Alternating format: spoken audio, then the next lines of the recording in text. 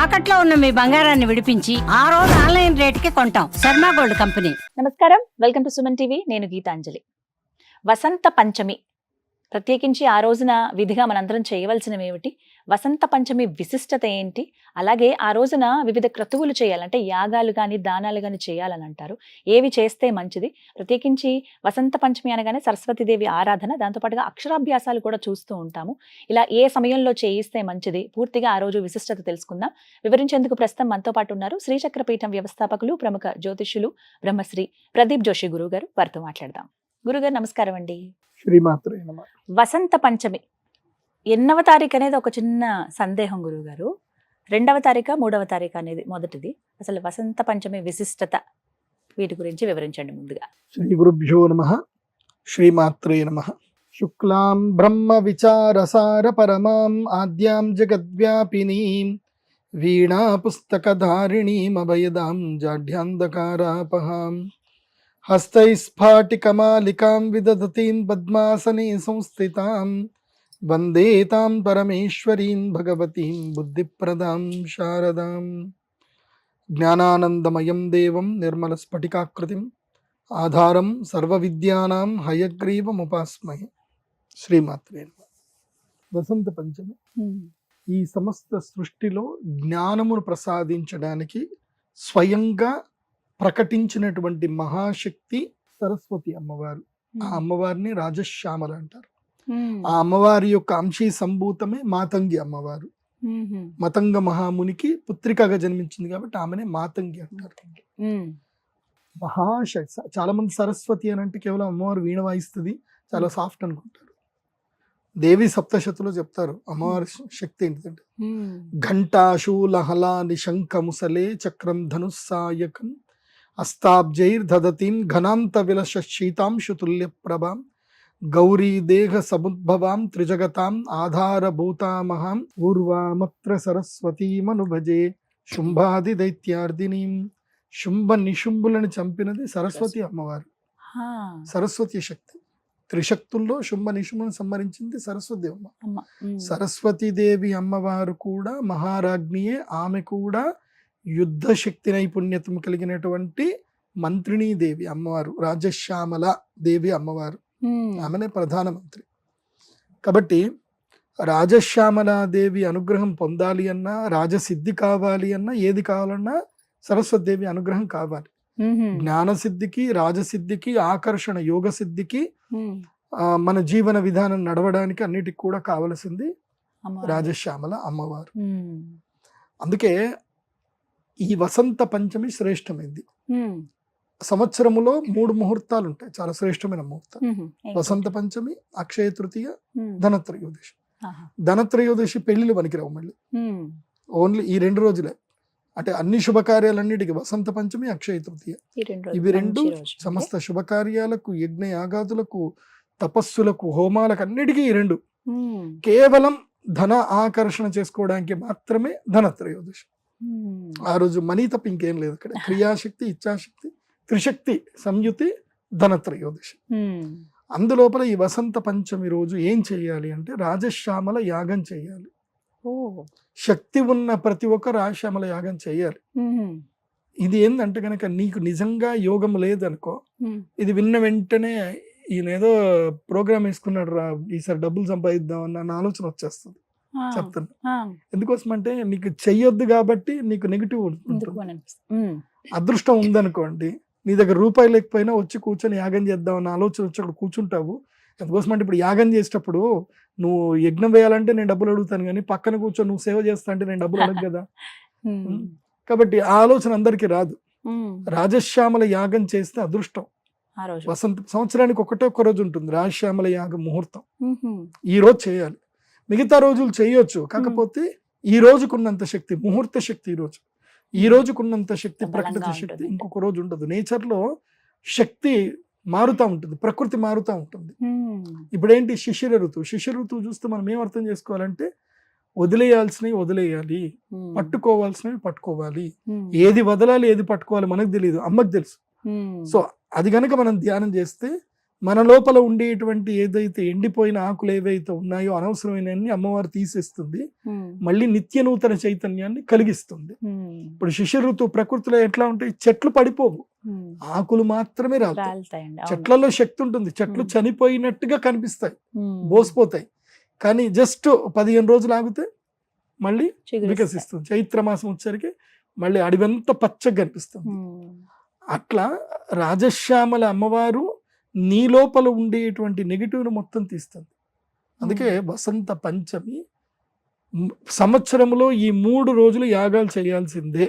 నీ జీవితంలో బాగుపడాలంటే ఏ ఆలోచన లేకుండా వెళ్ళిపోవాలి, చేయాలి అంతే. 3 యాగాలు ఎప్పుడు, వసంత పంచమి, అక్షయ తృతీయ, ధనత్రయోదశి. ఈ 3 రోజులు ఉపాసనా శక్తి సంపాదన జరిగేటువంటి సమయాలు. అందుకే ఈ వసంత పంచమి అందరూ అక్షరాభ్యాసం చేస్తారు. చాలా మంది చూస్తామండి, సరస్వతి అక్షరాభ్యాసం చేసుకోవచ్చు. చాలా అసలు చేయాల్సింది అక్షర అభ్యాసం. ఏంటంటే ఏ పుణ్యమైతే నువ్వు సంపాదిస్తావో అది అక్షరం అవ్వాలి, అంటే నశించకూడదు. అక్షయ తృతీయ కూడా అంతే, అక్షయం నక్షయం అక్షయం, అక్షర అభ్యాసం నక్షరం అక్షరం. సో ఇది అక్షర పంచమి, అది అక్షయ తృతీయ. అర్థమవుతుందా? సో నక్షరం అక్షరం, అక్షరాభ్యాసం చేయంటే ఏ ఉపాసన చేయడం వల్ల, ఏ జ్ఞానం సంపాదించుకోవడం వల్ల నీ జన్మ జన్మాంతరులకు నీకు జ్ఞానం వెళుతుందో, ఏదైతే నశించదో దాన్ని అక్షరము అంటారు. దాన్ని అభ్యాసం ఈరోజు చేయాలి. వాస్తవంగా మనిషి చనిపోయిన తర్వాత ఈ యొక్క పార్థివ శరీరము పోతుంది. పంచభూతాలు, పంచ తన్మాత్రములు, పంచ జ్ఞానేంద్రియాలు, పంచ కర్మేంద్రియాలు, 20 తత్వాలు వెళ్ళిపోతాయి. 3 తత్వాలు మాత్రం ఉంటాయి. మహత్వం అనేది ఉంటుంది. అందులోపల సూక్ష్మ శరీరము, కారణ శరీరము, జ్ఞాన శరీరం, ఈ 3 శరీరాలు మాత్రమే ట్రావెల్ అవుతాయి. దేంతో, మహత్తుతో ట్రావెల్ అవుతుంది. దాన్ని ఆత్మ అంటారు. సో కారణ శరీరము అంటే అర్థమైంది, కర్మఫలాలని కూడా తీసుకున్నది. కారణ శరీరము, సూక్ష్మ శరీరం అంటే జీవాత్మ, చైతన్యం, ద సోల్. తర్వాత ఏంటి, జ్ఞాన శరీరం, నాలెడ్జ్. నువ్వేం గెయిన్ చేసావు, ఏ జన్మలో ఏ నాలెడ్జ్ గెయిన్ చేసావు, మెమోరీస్, అవన్నీ కూడా ఇంకో శరీరం లోపల ట్రావెల్ చేస్తాయి. అవి మన కంటికి కనబడవు. సో నువ్వు ఈ జీవితంలో నువ్వు ఎంత సంపాదించుకున్నా, ఏం చేసుకున్నా, అది ఈ 20 తన్మాత్రములకు మాత్రమే. ఏవి, పంచ జ్ఞానేంద్రియాలు, పంచ కర్మేంద్రియాలు, పంచ తన్మాత్రములు, పంచ భూతములు ఈ శరీరంలో ఉండేవి. అక్కడి వరకే నువ్వు అనుభవిస్తున్నాను అనుకుంటావు. ఈ శరీరం పోయినా ఇంకేం అనుభవిస్తావు. ఇప్పుడు ఉదాహరణకి నీకు అనస్థీషియా ఇచ్చారు, ఇక్కడ అనస్థీషియా ఇచ్చి ఇక్కడ వాత పెట్టారు, నొప్పి ఉంటుందా? ఏముండదు. అంటే నువ్వు అనుభవిస్తున్నావు అంటే లేదు, నొప్పి అనుభవించట్లేదు. నోట్లో షుగర్ వేశారు, నాలుకకేం తెలియట్లా, స్వీటు అనుభవించట్లే, అంటే ఏది నువ్వు అనుభవించట్లే. అంటే నీ లోపల ఉన్న తన్మాత్రములు పనిచేయట్లే.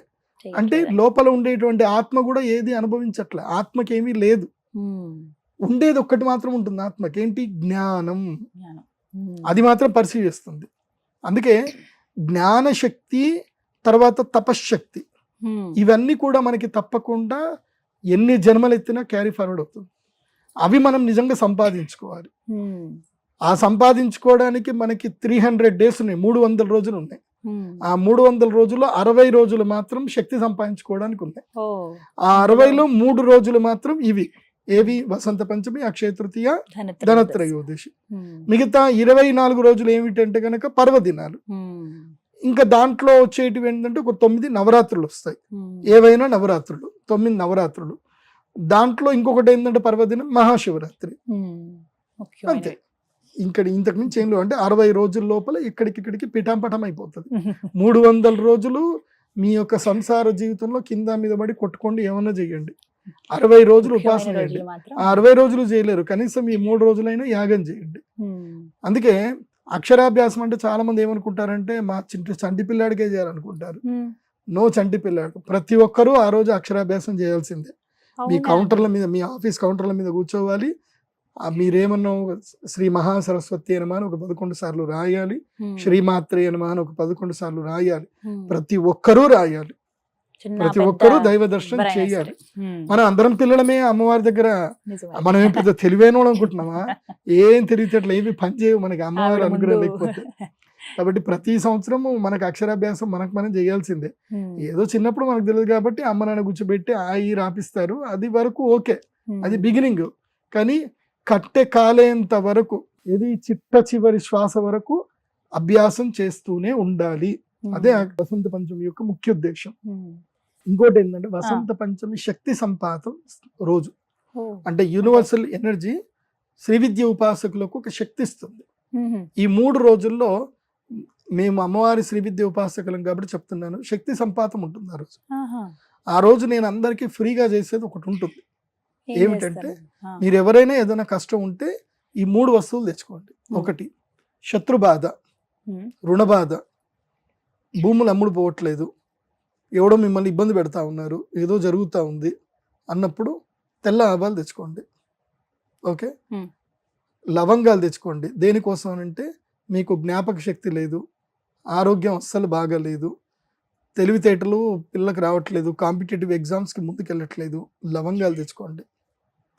తీవ్రమైనటువంటి శారీరక దుఃఖాలు, కడుపు బాగాలేకపోవడము, జాయింట్ పెయిన్స్ ఉండడము, ఏవైనా ఇబ్బందులు ఉంటే, తీవ్రమైన రోగాలు ఏమైనా ఉంటే ఇంత బెల్లం తెచ్చుకోండి.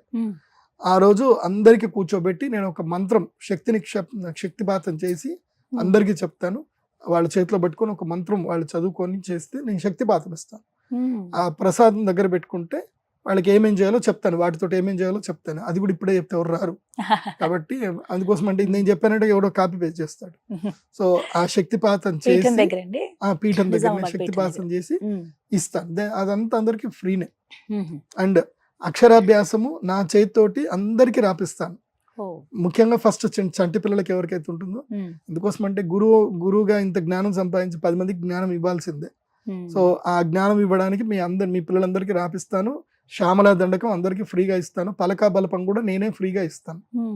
కాకపోతే మీరు ఆ అక్షరాభ్యాసానికి సంబంధించి పూజలో పాల్గొనాలంటే మా శ్రీచక్ర పీఠానికి ఏదైనా డొనేషన్ చేయాలి. ఒక 2500 3500 డొనేషన్ చేసి మీకు స్ఫటికలింగము లేదంటే మాతంగి మాల, ఈరోజు తప్పకుండా స్ఫటిక మాల ధరించాలి. మాతంగి మాల డొనేషన్ ఇవ్వడము, మీ డొనేషన్ తగ్గట్టుగానే మీకు ఒక ప్రోడక్ట్ ఇస్తాం.